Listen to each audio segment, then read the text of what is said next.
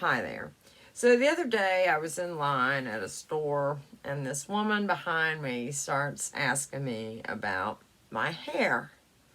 I have a white, you probably can't see it in this light, but I have a white streak in my hair. And it's called a witch's streak, or it's also called a Mallen Streak though. And I read up on them a little bit and I thought I'd just share this with you. I just took a few notes from an article I read. Okay, so one symbol associated with witches and villains in fiction is the witch's streak, otherwise known as the Mallen Streak. And the Mallen Streak is formed naturally by a condition called poliosis, which is the absence of melanin. And like many commonly occurring physical traits, these white streaks once marked their wearers as evil or cursed or generally as an other. Today, people pay to get them added in professionally, bleach them at home, and society accepts the streak just as another cool thing the body sometimes does. The Mallen Streak has become the ultimate symbol of alternative beauty, representing deviance and rebellion and glamour. Naturally occurring or dyed, the Mallen Streak refers to a bolt of traditionally, but not always white, hair styled at someone's hairline in a single stripe, block fringe, or a full half and half look. So it can look different ways. Despite a long history of folkloric connotations, the term Mallen Streak has only been around since the 70s. It was coined in a book series. It originally comes from the Latin malingus, meaning bad kind. Back in the medieval era, when the lynching of women was a big business, a naturally occurring witch's streak, as it was then known, quickly became one of the telltale signs of witchcraft.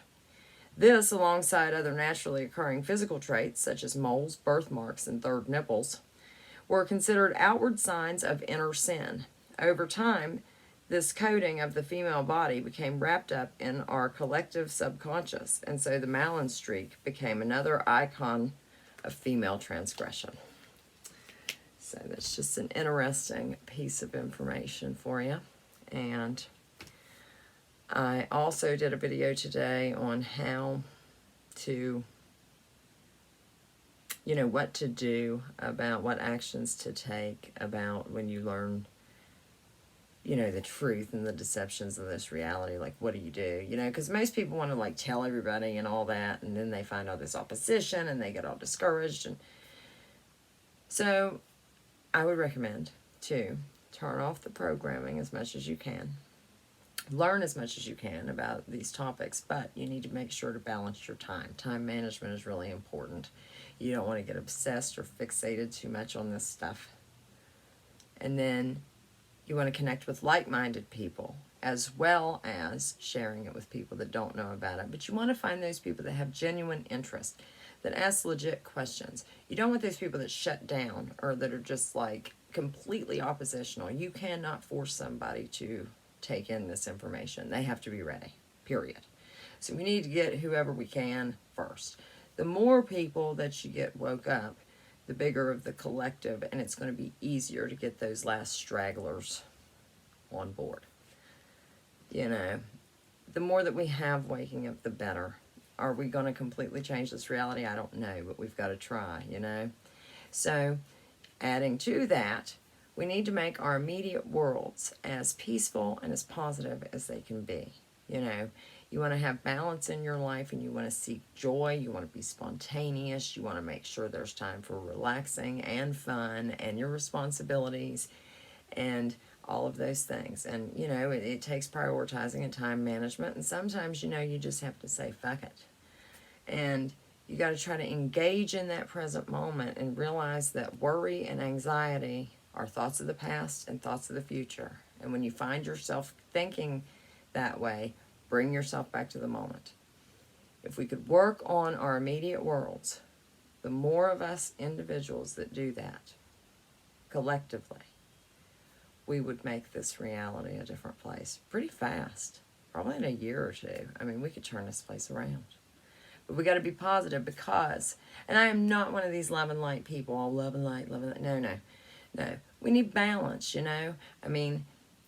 but there's a lot of negativity here. So that's why I'm saying let's be more positive, because it's out of balance. We need to inject a little bit more positivity rather than negative. But We need to realize that we're in a realm of duality and darkness exists, and it's okay. It's allowed to exist. It's here. We can't get rid of it. We can't ignore it and push it under the rug. We have to acknowledge we have dark sides of ourselves, but we can't let them control us. That's the deal. You got to keep yourself under control. You got to maintain your awareness, and you just, I don't know. I mean, once you really turn off the program and really start seeing what's going on, you start to realize none of this matrix stuff matters. None of it. It doesn't matter where you went to school. It doesn't matter what kind of car you have. It doesn't matter how much money you have. In the grand scheme of things, none of that. As long as you can get by and you can have a decent existence here. I mean, this is a prison reality. We have to make the best of it.